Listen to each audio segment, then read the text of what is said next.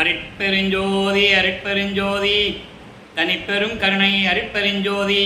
எல்லா உயிர்களும் இன்புற்று வாழ்க, வள்ளல் மலரடி வாழ்க வாழ்க, கொல்லாவிரதம் குவளை எல்லாம் ஓங்குக, நல்லோர் நினைத்த நலம்பெறுக, நன்றி நினைத்து எல்லோரும் வாழ்க இசைந்து.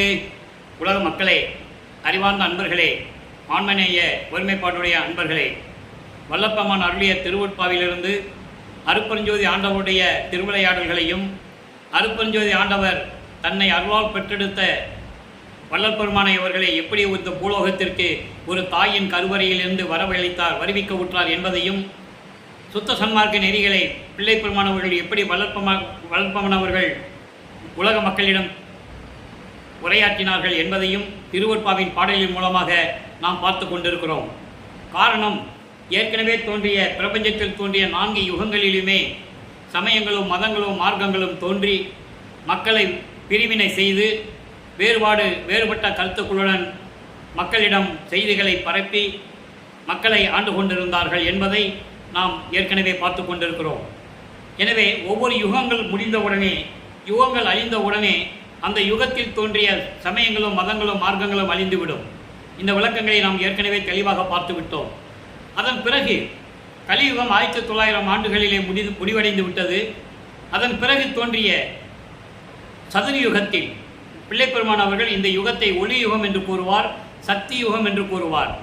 இந்த யுகத்திலே வாழ்கின்ற மக்களுக்காக ஒரு ஆன்மீக மார்க்க வேண்டும் என்பதற்காக அருட்பெருஞ்சோதி ஆண்டவர் சுத்த சன்மார்க்கத்தை உருவாக்கி அதை தன் மகன் கையில் கொடுத்து, தன் மகனை 51 ஆண்டுகள் இந்த பூலோகத்திலே மக்களோடு மக்களாக உலாவ விட்டு சமய நெறிகளிலே பின்பற்ற செய்து, அதன் பிறகு இதெல்லாம் இப்போ இருக்கின்ற மக்களுக்கு தேவையில்லை, மக்களெல்லாம் சமரசமாக வாழ வேண்டும், எனவே சுத்த சன்மார்க்க நெறிகளை மக்களிடம் சொல்ல வேண்டும் என்பதற்காகவே தனது மகனை ஒரு தாயின் கருவறையிலே இருக்க செய்து இந்த பூலோகத்திற்கு வருவிக்க செய்தார் என்பதை நாம் தெளிவாக பார்த்து கொண்டிருக்கிறோம். அந்த வகையிலே 1/1/1823 ஆண்டு தொடங்கிய அருட்பெருஞ்சோதி ஆண்டவருடைய திருவிளையாடல் 30/1/1874 ஆண்டுகள் வரை, 51 ஆண்டுகள் வரை திருவிளையாடல் நடந்து கொண்டிருக்கிறது. அதன் அடிப்படையில் நமது பிள்ளை பெருமான் அவர்களை, அதாவது அருட்பெருஞ்சாண்டவர் தன் மகனை ஒரு தாயின் கருவறையிலே இருக்க செய்து 5/10/1823 ஆண்டு சிதம்பரம் அருகிலே இருக்கின்ற மருதூர் என்ற கிராமத்திலே வசித்து கொண்டிருந்த ராமையா பிள்ளை சின்னையம்மர்களுடைய இல்லற வாழ்க்கையில் தன் மகனை வருவிக்க செய்தார் என்பதை நாம் திருவொற்பாவின் பாடலின் மூலமாக தெளிவாக பார்த்து கொண்டிருக்கிறோம். அவர் பிள்ளை பெருமான் அவர்கள் அந்த தாயின் கருவறையிலே இருக்கும்போது உபசாரத்தால் பெற்ற தாய் என்று சொல்லுவார். அதாவது அந்த தாயின் கருவறையிலே இருக்கும்போது இறைவனுடைய திருவிளையாடல் எப்படி நடந்தது என்பதை நாம் ஏற்கனவே தெளிவாக பார்த்தோம். சுருக்கமாக சொல்ல வேண்டும் என்றால், கருவறை இருட்டாக இருக்கிறது என்று கூறும்போது அருட்பெருஞ்சாண்டவர் தன் மகனுக்கு ஒளி காட்டியதையும், அதாவது வெளிச்சத்தை காட்டுறார். மகன் தாயின் கருவறையில் இருக்கும்போது என்ன ஒரே இருட்டா இருக்கிறதே அப்பான்னு சொல்லும்போது அப்பா மகனுக்கு வெளிச்சம் காட்டுகிறார். அங்கே உள்ளே மகன் பசிக்கிறது என்று சொல்லும்போது இறைவன் தன் மகனுக்கு அருளமுதம் ஊட்டுகிறார் கருவறையில். நல்ல கவனிச்சுட்டே வரணும். வல்லப்பெருமான் துறவி அல்ல, மனிதனாக பிறந்தவர் அல்ல என்பதை நீங்கள் புரிந்து கொள்ள வேண்டும். ஏனென்றால் வல்லப்பெருமானவர்கள் வருவிக்க உற்று 203 ஆண்டுகள் ஆகியும் கூட வல்லப்பெருமானை ஒரு மனிதனாகவும் ஒரு துறவியாகவும் சித்தரித்துக் கொண்டிருக்கிறார்கள் என்பதுதான் வேதனையான விஷயம். அப்போ அந்த கருவறையிலே பசின்னு சொல்லும்போது அருட்பெருஞ்சாண்டவர் தன் மகனுக்கு அருளமுதம் ஊட்டுகிறார். காற்று வரவில்லையே என் தந்தையை என்று கூறும்போது தன் மகனுக்கு அமுத காற்று வீசுகிறார், தென்றல் காற்று வீசுகிறார். இதெல்லாம் கருவறையிலே இறைவனுடைய திருவிளையாடல் நடக்குது.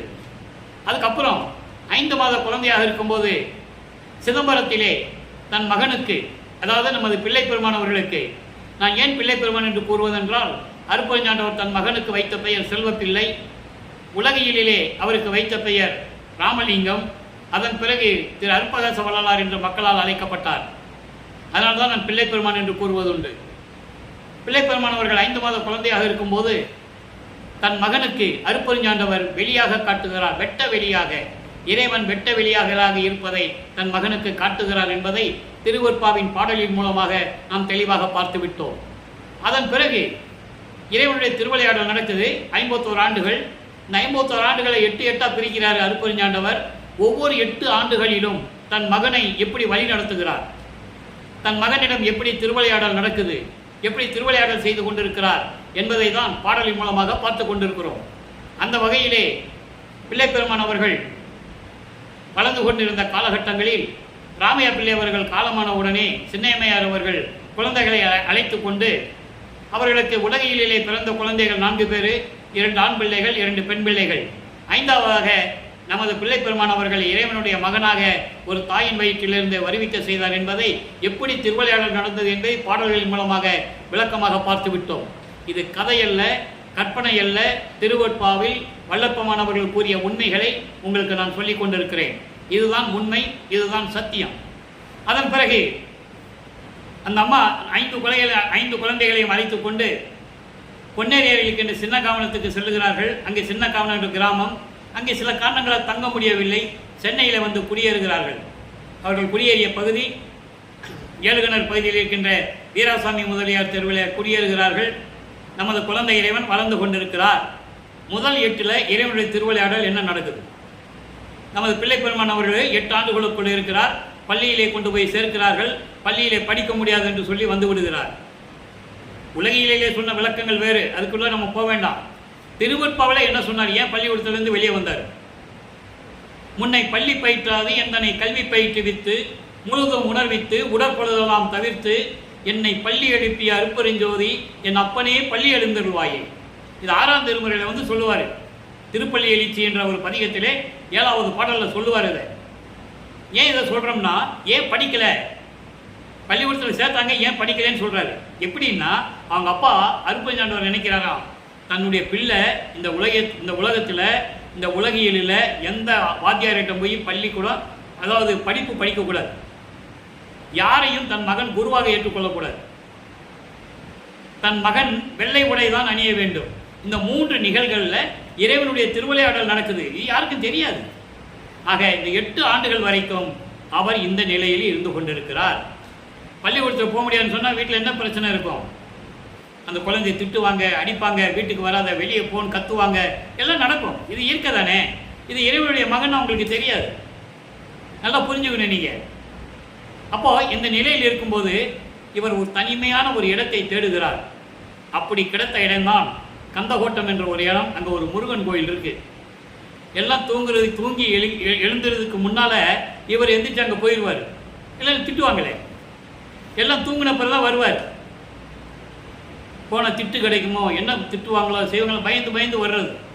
சரியா? அப்போ இந்த நிலையில் இருந்து கொண்டிருக்கிறார் 8 ஆண்டுகள் வரைக்கும். ஏன் இந்த உலகத்தில் பிறந்தோம் என்ற மனநிலையில் நமது குழந்தை இறைவன் பிள்ளைப்பெருமான் அவர்கள் இருந்து கொண்டு இருக்கிறார். இப்போ 2வது 8 தொடங்குகிறது. 9வது ஆண்டு. 9வது ஆண்டு அருப்பெருஞ்சாண்டவர் தன் மகன் முன் எழுந்தருளி, மகனே கவலைப்படாதே மகனே, நீ என் மகன், என் குலத்தின் மூத்த மகன், எனக்கு ஒரே மகன் நீ. உன்னை இந்த பூலோகத்திற்கு ஏன் வருவிக்க செய்தேன் என்றால், உன்னால் சில காரியங்கள் இந்த பூலோகத்தில் நடக்க வேண்டியது இருக்கிறது. அதற்கான அருள்களை எல்லாம் உனக்கு முன்பருவம் பின்பருவம் காட்டி அருள் செய்வேன். அஞ்சாதை மகனே, ஞானத்தை பெற்றுக்கொள் என்று சொல்லி மறைந்து விடுகிறார். நல்லா கவனிக்கணும். ஞானம் மட்டும்தான் கிடைக்கும், மெஞ்ஞானம் கிடைக்காது. அந்த விளக்கத்தை இன்னைக்கு நம்ம பார்க்க போகிறோம். நல்லா புரிஞ்சுக்கணும். ஒவ்வொரு நாளும் ஒவ்வொரு பாடலையும் ஒரு விளக்கம் இருக்கு. இப்போ ஞானத்தை பெற்றுக்கொள்கிறார். ஞானத்தை பெற்றுக்கொண்ட பிறகு இவருக்கு ஒரு மறைப்பு நிலை ஏற்படுகிறது. மறைப்பு நிலை என்னன்னா, அந்த தாயின் கருவறையில் இருக்கும்போது என்ன திருவிளையாடல் நடந்ததுன்னு அவருக்கு தெரியாது. சிதம்பரத்தில் 5 மாத குழந்தையாக இருக்கும்போது அவங்க அப்பா அருப்பெருஞ்சாண்டவர் எப்படி விளக்கம் கொடுத்தாருன்னு அவருக்கு தெரியாது. இதே 6ஆம் திருமுறை வாங்கின பிறகுதான் அவருக்கு தெரியும். இப்போ அவருக்கு அதுக்கெல்லாம் தெரியாது. அருப்பெருஞ்சாண்டவர் கடவுள் யாருன்னு தெரியாது, சுத்த சன்மார்க்கம் என்னன்னு தெரியாது அவருக்கு. அதனால் சைவ குலத்திலிருந்து வருவிக்க விட்டதனால் இவர் சிவபெருமானை தலைவனாக ஏற்றுக்கொண்டு, ஏன்னா சைவ சமயத்தின் தலைவன் சிவபெருமான், தலைவனாக ஏற்றுக்கொண்டு நமச்சிவாயா, சிவாய நம, ஓம் சிவாயா, சிவசிவான மந்திரங்களை சொல்லி சரியை கிரியை என்ற யோகம் என்ற 12 நிலைகளில் இருந்து கொண்டிருக்கிறார். நல்லா புரிஞ்சுக்கணும். இவர் விரும்பி சைவ சமயத்தில் இருந்ததில்லை. இவர் விரும்பி சிவபெருமானை கும்பிட்டதில்லை. இவர் விரும்பி சைவ குலத்தின் அடையாளமாக திருநீரை பூசிக்கொண்டதில்லை. ஆனால் அதனுடைய விளக்கம் பின்னால் தான் அவருக்கு தெரியும். அவர் முதல்ல இப்போ திருநீர் பூசிக்கிறாரு, உத்தராட்சமணியை கழுத்தில் மாட்டியிருக்கிறாரு, நமச்சிவாயா நமச்சிவாயன்னு சொல்லி பாட்டை பாடிக்கிட்டு இருக்கிறாரு. 1ஆம் திருமுறை உருவாகுது. 7 8 பதியங்கள் 712 பாடல்கள் 1ஆம் திருமுறை. 9வது ஆண்டிலிருந்து 12 ஆண்டுக்குள் இந்த நிகழ்வு நடக்கிறது. நல்லா கவனிச்சுட்டே வரணும். இதெல்லாம் மக்கள்கிட்ட யாரும் சொல்லலை. அதாவது திருஞான சம்பந்தன் 3 வயசில் பாடுகின்ற ஆற்றலை பெற்றான் என்று சொல்லுகிறார்கள். பார்வதியின் ஞானப்பால் குடித்தவுடனே பாடல்கள் பாடுகின்ற சக்தியை பெற்று விட்டார் என்று சொன்னார்கள். 1.5 வயதிலே ஒரு புலவன் சக்தியை பெற்றுக்கொண்டான் என்று சொன்னார்கள். வள்ளல் பெருமான் இறைவனுடைய அருளை பெற்று பாடல்கின்ற பாடல்களின் சக்தியை பெற்று பாடினார் என்று யார் சொன்னது? உண்மையை மறைத்தார்கள். அந்த உண்மை திருவருட்பாவில் இருக்கிறது. நல்லா கவனிச்சுட்டே வரணும். இப்போ சிவபெருமானை பாடுறாரு, 1ஆம் திருமுறை உருவாகுது. நம்ம அதில் திருவருள் முறையிடும் வடிவுடை மாணிக்கமாலையும் அருட்பெருஞ்சாண்டவருடைய திருவிளையாடல் பதியத்தில் நம்ம போட்டோம்.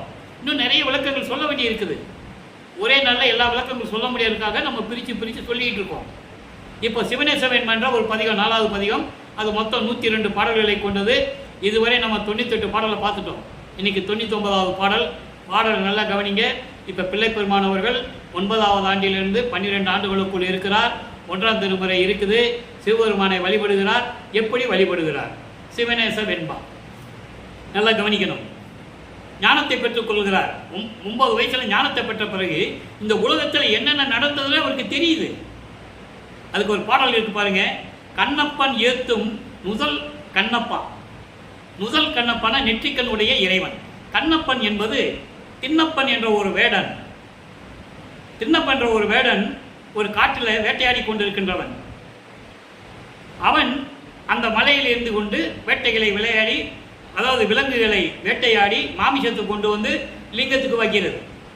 இறைவன் ஏற்றுக்கொள்ளுகிறான். ஏன்னா பக்தியின் காரணமாக. அதன் பிறகு இறைவன் கண்ணிலிருந்து கண்ணி வருது, அதாவது கண்ணிலிருந்து ரத்தம் வருது. உடனே இவர் கண்ணை எடுத்து அதில் வைக்கிறாரு, கண்ணை எடுத்து அதில் அப்புறாரு. அதனால் கண்ணப்பன் பேர் அவருக்கு.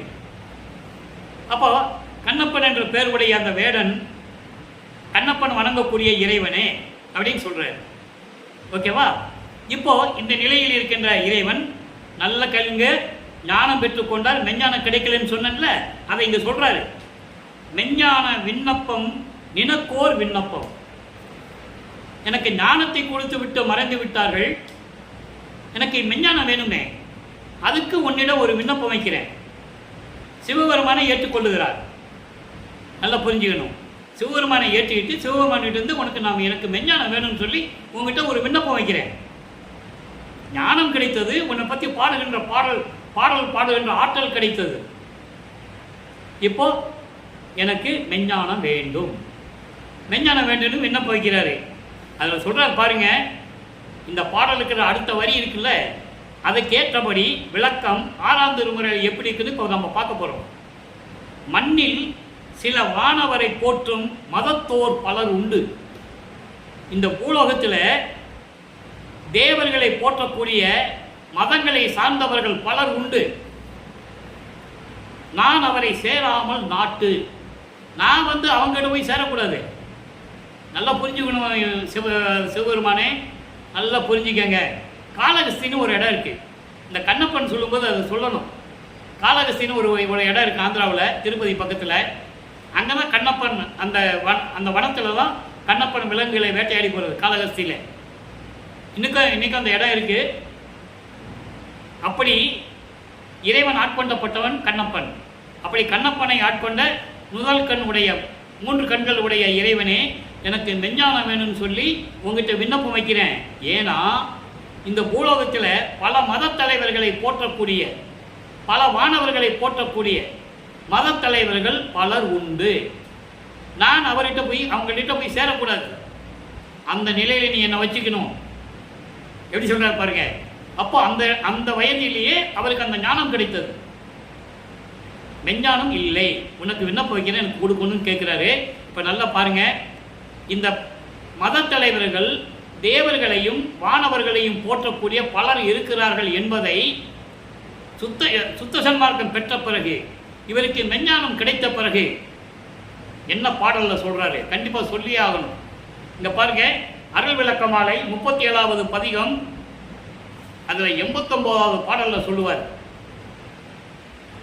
அன்பர்களே, நான் ஏற்கனவே கூறியது போல 6 திருமுறைகளுக்கும் கிட்டத்தட்ட 5983 பாடல்களுக்கும் எனது தந்தை வல்லற்பமானவர்கள் அருளிய தயவினாலேயும் கருணையினாலேயும் அவரிடம் இந்த விளக்கங்களை பெற்றுதான் நான் உங்களுக்கு இந்த விளக்கத்தை சொல்லிக் கொண்டிருக்கிறேன். நான் அடிப்படையிலே தமிழ் இலக்கணம் இலக்கியம் படித்தவனல்ல, எனக்கு எதுவும் தெரியாது.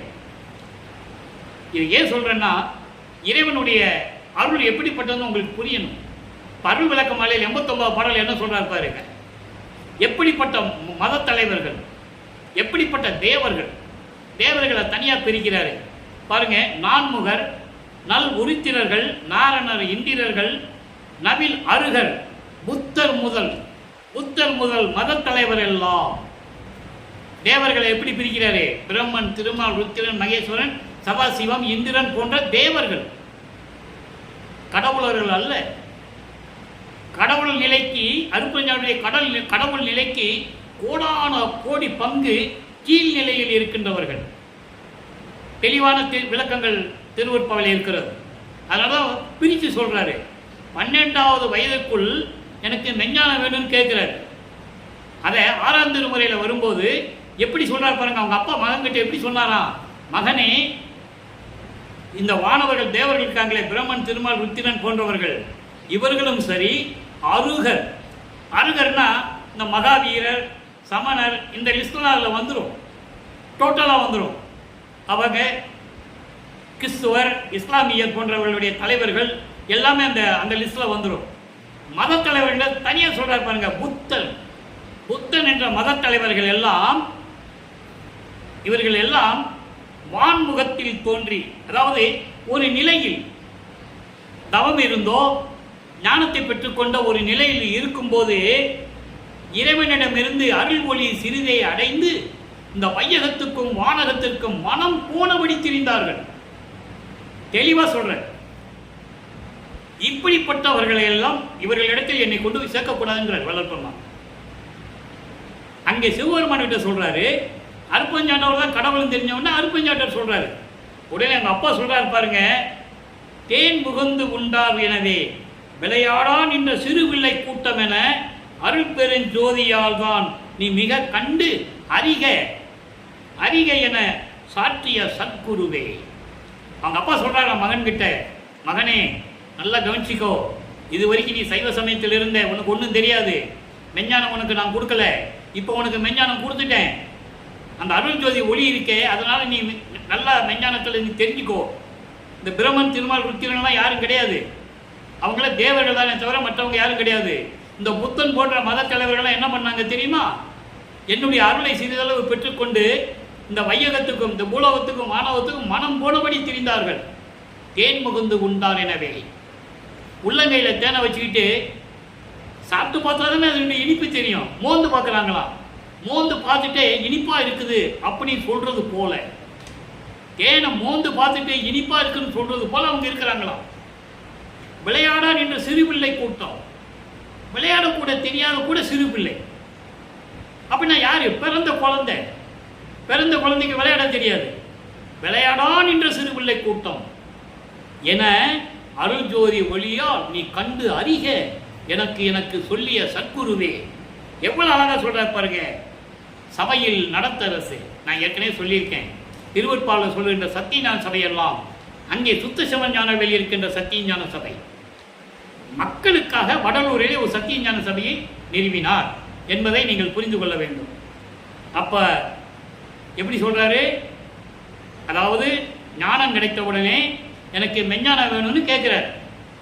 மெஞ்ஞானம் எப்படி கிடைக்கணுமா? 6ஆம் திருமுறை சொல்றார். ஆக இந்த மத தலைவர்கள் எல்லாம் தேவர்களை வணங்கக்கூடிய மத தலைவர்கள் பலர் உண்டு, அவர்கிட்ட போய் அவங்ககிட்ட போய் என்னை சேர்த்துறாத அப்படின்னு சொல்றாரு. ஆக 12 வயதுக்குள் இந்த நிலை நடந்து கொண்டிருக்கிறது. இப்போ 13வது ஆண்டு பிறக்குது, 2ஆம் திருமுறை உருவாகுது. இவர் திருவொற்றியூருக்கு போறாரு. இவர் போகல, இவர் மனதை தூண்டி விடுகிறார் அருட்பெருஞ்சாண்டவர். மகன் அங்கே கூட்டு போ, அவன் சிவபெருமான கும்பிடுனாங்க, திருமலை வாயிலுக்கு போகணும், திருவள்ளி தாய்க்கு போகணும், கூட்டு போவனே. இது இவருக்கு தெரியாது. இறைவனுடைய திருவிளையாடல் தான் உள்ள நடக்குதுன்னு இவருக்கு தெரியாது. 13 வயது நமது குழந்தை இறைவன் கால் வலிக்க திருவொற்றியூருக்கு நடந்து செல்லுகிறார். அங்கே இருக்கின்ற தியாகராஜ பெருமானை பாடுகிறார். எந்த விதமான புரோஜனம் இல்லை. 2ஆம் திருமுறை உருவாகிறது. 113 பதியங்கள், 1207 பாடல்கள். சரி திருவொற்றியில் தான் ஒன்றும் கிடைக்கல, திருமுல்லை வயலுக்கு போவோம் அப்படின்னு சொல்லி அங்கே போகிறார். அங்கே இருக்கிற சிவபெருமான் பேர் மாசிலாமணி. மாசிலாமணி மாசிலாமணி மனம் உருகி பாடுவார், ஒரு புரோஜனம் கிடையாது. சரி இங்கே தான் கிடைக்கல, பக்கத்தில் திருவிழித்தாயன்னு ஒரு இடம் இருக்குது, வில்லிவாக்கத்து பக்கத்தில், அங்கேருந்து ஒரு 15 கிலோமீட்டர். அங்கே போகிறாரு, அங்கேயும் பாடுறாரு, வேண்டுறாரு, அழுகிறாரு, மனம் உருகி பாடுகிறார். ஒன்றும் புரோஜனம் இல்லை, அருளே கிடைக்கல. அங்கே தான் சொல்லுவார், இங்கே பாருப்பா, எனக்காக நான் கவலைப்படலை, நான் கால் வலிக்க நடந்து வரேன், அது அந்த வருத்தத்தை கூட நான் ஏற்றுக்கிறேன். ஆனால் இந்த உலகம் ஒன்று பழிக்குமே, பெத்த பிள்ளைய தெருவில் விட்டு விட்டான்னு சொல்லி உலகம் ஒன்றை சொல்லி பழிக்குமே, உன்னை இழிவாக பேசுமே, அது வந்துவிடக்கூடாதுன்னாப்பா உன்னை கெஞ்சுறேன், விரைவில் வந்து எனக்கு அருள வேண்டும் என்று சொல்லுவார். அந்த 2ஆம் திருமுறை 38 பதிகங்களுடைய விளக்கலை பார்த்து விட்டோம், 39 பதிகங்களை பார்த்துட்டோம். இன்னைக்கு 40வது பதிகம் அடிமை திறத்து அலைசல், இன்னைக்கு 6வது பாடல். நல்லா கவனிக்கணும். இங்கே சிவபெருமானை எப்படி சொல்கிறாரு, பதிகம் 40ல் மெஞ்ஞானம் கிடைத்த பிறகு இவங்கெல்லாம் தேவையில்லை, இறைவன் அருப்பஞ்சாண்டவன் தெரிஞ்ச பிறகு 6ஆம் திருமுறையிலே பதிகம் 40ல் கண்கொள்ளா காட்சியில் என்ன சொல்கிறார், நல்லா கவனிச்சுட்டே வரணும். நீங்கள் படுவேன் அல்லேன், நல்ல முதல்ல பாடலை சொல்லிடுறேன், விளக்கம் சொல்கிறேன், அருமையாக இருக்கும். படுவேன் அல்லேன் நமன் தமரால், பறிவேன் அல்லேன் பரமா, நினை விடுவேன் அல்லேன், என்னையும் நீ விடுவாய் அல்லை, இனி சிறிதும் கெடுவேன் அல்லேன், சிறியா சொல்லன் கேட்பேன் அல்லேன், தரும நெறி அடுவேன் அல்லேன், திருவொற்றியப்பா உந்தன் அருள் உண்டே.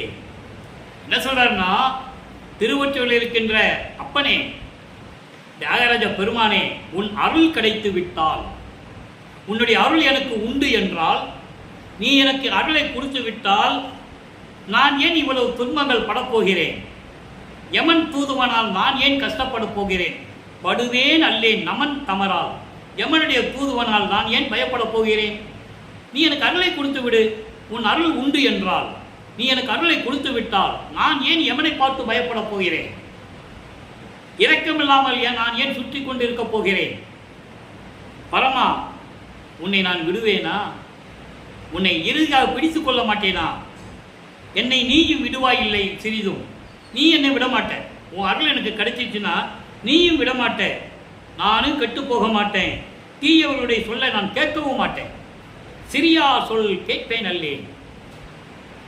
ஆக நீ அருளை கொடுக்குறா, நான் தர்ம நெறியை விட்டு நான் ஏன் வேலைக்கு போக போகிறேன், அருளை கொடுத்துரு. நீ அருளை கொடுக்கறதுனால தானே நான் இவ்வளோ துன்பங்கள் பட்டுக்கிட்டு இருக்கேன், யமனை பார்த்து பயப்படுறேன், இரக்கம் இல்லாமல் திரிஞ்சுக்கிட்டு இருக்கேன், கெடுதல் செய்ய மாட்டேன், உன் அருள் கிடைச்சிட்டா தீயவர்கள் சொல்ல நான் கேட்க மாட்டேன், தர்ம நெறியிலிருந்து விலக மாட்டேன், எனவே விரைவில் வந்து எனக்கு அருளை கொடு என்று சொல்லி கேட்கிறார். இது 16 ஆண்டுகள் வரைக்கும் பிள்ளை பெருமானுடைய நிலை இந்த நிலையில் இருந்து கொண்டிருக்கிறது. இப்போ சுத்த சமாகத்தை பெற்ற பிறகு அவருடைய நிலை என்ன? இதே 40வது பதிகத்தில் இருக்கின்ற பாடலுக்கு சுத்த சன்மார்க்கத்தை அருப்பஞ்சாண்டவர் பெற்ற பிறகு அருப்பஞ்சாண்டவர் யார், எப்படிப்பட்டவர், எனக்கு எப்படி அருளை கொடுத்தார் தெளிவாக சொல்லுகிறார். நல்லா கவனிங்க. பதிகம் 40 கண்கொள்ளா காட்சி. அங்கே சென்னையில் 33 ஆண்டுகள் இருந்தார். இறைவன் எந்த அருளையும் கொடுக்கவில்லை, இறைவன் காட்சி கொடுக்கவில்லை. ஒரு காலகட்டத்தில் சிவபெருமான் இவரை பார்த்து திருவழியாக ஓடுகிறார். இந்த விளக்கங்களாம் திருவருட்பாவில் இருக்கிறது. சுத்த சன்மார்க்கத்தை பெற்ற பிறகு இவருடைய நிலை என்ன, இறைவனை பற்றி சொல்லுகிறார். நல்ல கவனிங்க. முளையானை சுத்த சிவவெளியில் தானே முளைத்தானை, மூவாத முதலாடானை, கலையானை, கலங்கமெல்லாம் களைவித்து என்னை காத்தானை. இந்த வரி மட்டும் அண்டர்லைன். கலங்கெல்லாம் களைவித்து என்னை காத்தானை அண்டர்லைன். என் பிழையை கருதி கோபம் விளையானை அண்டர்லைன். சிவபோகம் விளைவித்தானை, வேண்டாமை வேண்டால் இவை மேவி என்றும் இளையானை, மூத்தானை மூப்பிலானை, எம்மானை கண்டுகளுக்கு இருக்கின்றேனே. பாடல். இந்த விளக்கம் பாருங்க. முளையானை இறைவனை பற்றி சொல்லுகிறார். அருப்பஞ்சாண்டவர் யார்? அங்கே 33 ஆண்டு வரைக்கும் சிவபெருமான் யாருன்னு சொல்லுவார். கங்கையை தலையில் சூடியவன், கொன்றை மலரை தலையில் சூடியவன், பாம்பை கழுத்தில் அணிந்து கொண்டவன், செத்தவர்களுடைய அதாவது இடுகாட்டில் போய் மண்டை ஓடுகளை எடுத்து மாலையாக சூட்டி கொண்டவன் அப்படியெல்லாம் சொல்லுவார். இங்கே அருட்பெருஞ்சோதி ஆண்டவரை முதல் கடவுளை எப்படி சொல்லுகிறார்? முளையானை. முளையானை என்பது ஒரு தாயின் கருவறையிலிருந்து வராத இறைவனை. அவன் எந்த தாயின் வயிற்றிலிருந்தும் முளைக்கவில்லை, சுயமாக தோன்றியவன். பின்னால் சொல்லுவார் பாருங்க, முளையானை சுத்த சிவவெளியில் தானே முளைத்தானே. சுத்த சிவவெளி எங்க இருக்கிறது? அண்டங்களை கடந்து, பல உலகங்களை கடந்து, வெளிகளை கடந்து, பரவெளி, பரம்பரவெளி, பராபரவெளி, பெருவெளி, பெருசுகவெளி, இந்த வெளிகளையெல்லாம் கடந்து சுத்த சிவஞான வெளி இருக்கு. அங்கதான் சத்தியஞான சபை இருக்கு. அந்த சத்தியஞான சபையிலே தானே முளைத்தானே, சுயமாக தோன்றிய இறைவனை. எந்த தாய் வயிற்றிலிருந்து அவர் வரல, எந்த தாயின் கருவறையிலிருந்து அவர் வரல, சுயமாக முளைத்தவனே, சுயமாக தோன்றிய இறைவனை, மூவாத முதலானானை, பிரபஞ்சத்தில் முதல் கடவுளை. எப்படிப்பட்ட கடவுளை பார்த்தாராம்? முதல் கடவுளை, கலையானை, அருள் நீங்காதவனை, அருள் வல்லமை படைத்தவனை, கலங்கமெல்லாம் களைவித்து என்னை காத்தானை. இந்த வரியை நான் அண்டர்லைன் சொன்னேன். காரணம், கலங்கமெல்லாம் களைவித்து. என்ன கலங்கம் வந்தது அவருக்கு? 33 ஆண்டுகள் வரைக்கும் சைவ சமயத்தில் இருந்து கொண்டு மதங்களிலும் சமயங்களிலும் மார்க்கங்களிலும் சொல்லப்பட்ட நெறிமுறைகளை பின்பற்றி கொண்டிருந்தாரே, அவற்றையெல்லாம் நீக்கி களைவித்து. அது கலங்கம். காரணம், கிரேத யுகத்திலே கலங்க மார்க்கம், திரேத யுகத்திலே திராவக மார்க்கம், தோர யுகத்திலே நவநீத மார்க்கம், அடுத்து நம்ம கலியுகத்திலே பஸ்ம மார்க்கம். ஆனால் இந்த மார்க்கங்களெல்லாம் தவிர்த்து, அதான் அதாவது கலக்கமெல்லாம் களைவித்து, இந்த சமயங்கள் மதங்கள் மார்க்கங்கள் சொல்லப்பட்ட அத்தனை இதுகளையும் நீக்கி என்னை காத்தவனை, என்னை தூக்கி எடுத்தவனை, சுத்த சன்மார்க்கம் கொடுத்து என்னை காத்த இறைவனை, என் பிழையை கருதி கோபம் விளையானை. அப்போ நான் செய்த தவறுகள், நமச்சிவாயன் சொன்னேன், சிவாய நம்ம சொன்னேன், சிவசிவான் சொன்னேன், முருகனை பற்றி பாடினேன், விநாயகரை பற்றி பாடினேன், எல்லாம் பாடிட்டேன். எனக்கு தெரியாது, அற்ப அறிவு இருந்தது. எனக்கு மெஞ்ஞானம் இல்லை, ஞானம் மட்டும் இருந்தது. நானும் வழக்கம் போல இதையெல்லாம் நான் செய்து விட்டேன். இந்த பிழைகளை எல்லாம் மனதில் வைக்காமல் என்னை ஏற்றுக்கொண்டவனை, எவ்வளவு அருமையா சொல்றார் பாருங்க. ஏற்றுக்கொண்டவனை, சிவபோகம் விளைவித்தானை. சிவபோகன் என்ன? பேரின்பம், அரிதுயில் என்று சொல்லுவார். அரிதுயிலாம் உறக்கம் கிடையாது, பேரின்பம். அப்படிப்பட்ட பேரின்பமாக இருக்கின்ற இறைவனை வேண்டாமை வேண்டல் இவை மேவி என்றும் இளையானே. மனிதர்களில் விருப்பு வெறுப்பு இருக்கும் இல்லையா? இறைவனுக்கு ஏது? தேவர்களுக்கு உண்டு, பிரம்மன் திருமால் ருத்திரர்களுக்கு விருப்பு வெறுப்பு உண்டு. அவனுக்கு பிடிச்சிருந்தா நல்லா வச்சுக்குவான், பிடிக்கலாம் சாபம் கொடுத்துருவான். அப்படி விருப்பு வெறுப்பு இல்லாவிட்டால், எல்லாமே இல்லாமல் இருக்கின்ற இறைவனை, விருப்பு வெறுப்பு இல்லாமல் வேண்டுதல் வேண்டாமை மேவி என்றும் இளையானை, இதெல்லாம் மனதில் வைக்காமல் வெறுப்பு வெறுப்பு நீக்கிய இறைவனை, மூத்தானை. என்ன அற்புதம் சொல்றாரு! மூத்தானை, பிரபஞ்சம் தோன்றிய காலத்தில் இருந்த இறைவனை. சமயத்தில் சொன்னார்கள் அவனை ஆதிசிவன் என்று சொன்னார்கள். அப்படி அல்ல, மூத்தானை, பிரபஞ்சத்தில் தோன்றிய காலத்திலிருந்தே இருந்தவன் அருட்பெருஞ்சோதி ஆண்டவர். மூத்தானை, மூப்பிலானை. மூப்பிலான என்ன அர்த்தம்? பிறப்பு இறப்பு இல்லாமல், வயோதிகம் இல்லாமல் என்றும் நிலையாக இருக்கக்கூடிய இறைவனை, எம்மானை. அப்படிப்பட்ட என் தந்தையை, என்னுடைய இறைவனை கண்டு பலித்திருக்கின்றேனே. எவ்வளவு அருமையா சொன்னார் பாருங்க. ஆக வல்லப்பெருமானவர்கள் சைவ சமயத்தில் இருக்கும்போது அவருடைய நிலை என்ன? 16 ஆண்டுகள் வரைக்கும் நமது பிள்ளை பெருமானவர்கள் சைவ சமயத்தை நாடியிருந்தார், தெரியாமல் இருந்து கொண்டிருந்தார். காரணம், அருட்பெருஞ்சாண்டவர் தன் மகனிடம் திருவிளையாடல் செய்து, தன் மகனை சைவ நிலையங்கள் சைவ சமயத்தில் இருக்க செய்து, அதை பின்பற்ற செய்து, அதன் பிறகு தன் மகனுக்கு சுத்த சன்மார்க்கத்தை கொடுத்து, விஞ்ஞானத்தை கொடுத்து, மகனே இதெல்லாம் தேவையில்லை, இதெல்லாம் அழிந்து விட்டது. யார் சொல்றா? சாதியும் மதமும் சமயமும் பொய் என ஆதியில் உணர்த்திய அருட்பெருஞ்சோதி. சாதியும் மதமும் சமயமும் காணா ஆதி அநாதையாம் அருட்பெருஞ்சோதி. அதான் ஞானசரியில் சொல்லுவாரு. அற்புதமான வரிகள் எல்லாம் மறக்கவே முடியாது. பொறித்த மத சமயமும் பொய்யே, அவற்றில் புகுதாதீர். சைவன்ய சமயத்தில் இருக்கும்போது அதை பொய்யின்னு அவர் சொல்லலை. சிவபெருமான கும்பிடுங்கன்னு சொன்னார், திருநீறு பூசிக்கோன்னு சொன்னார், எல்லாம் சொன்னார். ஆனால் சுத்த சன்மார்க்கத்தை பெற்ற பிறகு அதெல்லாம் தேவையில்லை, பொய்யானவை என்று சொன்னார். அதனால்தான் வல்லப்பமானுடைய நிலைகளை மக்களிடம் எல்லாருமே சொல்ல மறந்து விட்டார்கள், மறைத்து விட்டார்கள் என்பதுதான் உண்மை. அதுதான் சத்தியம், யாரும் மறுக்க முடியாது. எல்லா விளக்கங்கள் திருவருட்பாவில் இருக்கு, பாடல் பாடலாக என்னால் சொல்ல முடியும். ஆக அப்படிப்பட்ட இறைவன் ஐந்து தொழில்களையும் செய்து கொண்டு இந்த பிரபஞ்சத்தை தன் மகனுக்கு தாரை வார்த்து கொடுத்த இறைவன், தன் மகனை இளவரசன் பட்டம் சூட்டி இந்த பிரபஞ்சத்தை நீ இயக்கும் மகனை என்று சொல்லி கொடுத்த இறைவன் அருட்பெருஞ்சோதி ஆண்டவர். 30/1/1974 இரவு 12 மணியிலிருந்து இந்த பிரபஞ்சத்தை இயக்கிக் கொண்டு 5 தொழில்களையும் செய்து கொண்டு அண்ட பிண்ட வீக்கமெல்லாம் சென்று விளையாடுக என்று சொன்னார் அருட்பெருஞ்சோதி ஆண்டவர். அந்த விளக்கத்தை நேற்று பார்த்தோம்.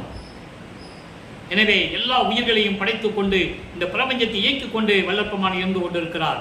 சமரச சுத்த சன்மார்க்க நெறி என்பது இறைவன் ஒருவனே என்ற நிலை. அந்த இறைவன் எப்படிப்பட்டவன்? ஒளியாக இருக்கின்றவன், தெய்வ வடிவில் இருக்கின்ற இறைவன், உருவம் கிடையாது. சுத்த சன்மார்க்க நெறி கொலையும் புலையும் தவிர்க்க வேண்டும். உயிர்களை கொல்லக்கூடாது. அந்த உயிரை கொன்று அந்த துர்நாற்றம் பிடித்த நாறுகின்ற துர்நாற்றம் பிடித்த அந்த உடம்பை நம் உடம்புக்கு உணவாக எடுத்துக்கொள்ளக்கூடாது. உயிர் இரக்கம் வேண்டும், தயவு வேண்டும், கருணை வேண்டும், ஆண்மநேய ஒருமைப்பாடு நிலை வேண்டும். இதுதான் சுத்த சன்மார்க்க நெறி, வேறு ஒன்றும் இல்லை. எனவே மக்களே, நீங்களாம் சுத்த சன்மார்க்கத்தில் இணைந்து அப்படிப்பட்ட இறைவன் தன் மகனை அவரே வந்து ஆட்கொள்ளுகிறார். சித்தி வளாகத்தில் இறைவனும் 2 பேருமே சேர்ந்து அருட்பெருஞ்சோதி ஆகிறார்கள். இறைவன் ஒருவன் என்ற நிலை வர வேண்டும் என்பதற்காக. வள்ளலார் தனிப்பட்ட ஆள் அல்ல, அருட்பெருஞ்சோதியுடைய மகன். அவரால் வருவிக்கு உற்றவர் இந்த பூலோகத்திற்கு. தன் சக்தியிலிருந்து ஒரு சக்தியை பிரித்து எடுத்து மகனாக உருவாக்கி 51 ஆண்டுகள் இந்த பூலோகத்திலே உலாவ விடுகிறார் அருட்பெருஞ்சோதியாண்டவர். எதற்காக? சுத்த சன்மார்க்கத்தை உலக மக்களிடம் சொல்ல வேண்டும். உலக மக்களெல்லாம் சுத்த சன்மார்க்கத்தை பின்பற்ற வேண்டும். உலக மக்களெல்லாம் சமரசமாக வாழ வேண்டும்.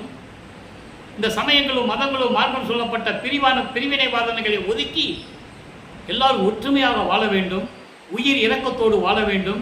ஜீவகாரண்ய ஒழுக்கத்தோடு வாழ வேண்டும் என்ற ஒழுக்கங்களை மக்களுக்கு சொல்ல வேண்டும் என்பதற்காகத்தான் தனது சக்தியை பிரித்து 51 ஆண்டுகள் மகனாக இந்த பூலோகத்தில் உலாவ விட்டார் என்பதை இங்கு நான் பதிவு செய்ய கடமைப்பட்டிருக்கிறேன். 51 ஆண்டுகள் முடிந்தது. அருட்பெருஞ்சாண்டவர் நேரடியாக வந்து தன் மகனோடு 2 கலந்து கொண்டு ஜோதியாகி ஆண்டவராகி விட்டார்கள் என்பதுதான் உண்மை. அவரை ரூமை பூட்டிட்டு எங்கேயும் மறைஞ்சு போயிடல, எங்கேயும் ஒளிஞ்சு போயிடல, எங்கேயும் ஓடி போயிடல. ஆனால் அவரை பற்றி தவறான செய்திகளை பரப்பிக் கொண்டிருக்கிறார்கள் என்பதை நீங்கள் புரிந்து கொள்ள வேண்டும். எனவே நண்பர்களே, நீங்களும் சுத்த சன்மார்க்கத்தில் இணைந்து அருட்பெருஞ்சோதி ஆண்டவரை வணங்கி மகாமந்திரம் சொல்ல வேண்டும். அருட்பெருஞ்சோதி அருட்பெருஞ்சோதி தனிப்பெருங்கனை அருட்பெருஞ்சோதி மகாமந்திரத்தை சொல்லி இறைவனுடைய அருள்களையும் செல்வங்களை எல்லாம் பெற்று நீங்கள் இந்த வையகத்தில் வாழ்வாங்கு வாழ வேண்டும். நோயற்ற வாழ்வில் வாழ வேண்டும். மரணமில்லா பெருவாழ்வில் நீங்கள் இருக்க வேண்டும் என்று இறைவன் எனக்கு கொடுத்த தயவோடையும் கருணையோடையும் எனது தந்தை வல்லற்பமாடி ஆசை பெற்றவன் இந்த வள்ளலார் ஊழியன் என்ற முறையில் உங்களை வணங்கி வாழ்த்தி விடைபெறுகிறேன். நன்றி, வணக்கம். அருட்பெருஞ்சோதி அருட்பெருஞ்சோதி தனிப்பெருங்கருணை அருட்பெருஞ்சோதி. தினமும் இறைவனுடைய செயல்கள், திருவிளையாடல்கள், இறைவனை பற்றிய விளக்கங்கள் வரும். நீங்கள் கண்டு கழித்து மகிழ்ந்து இறைவன் அருளை பெற்றுக்கொள்ளுங்கள்.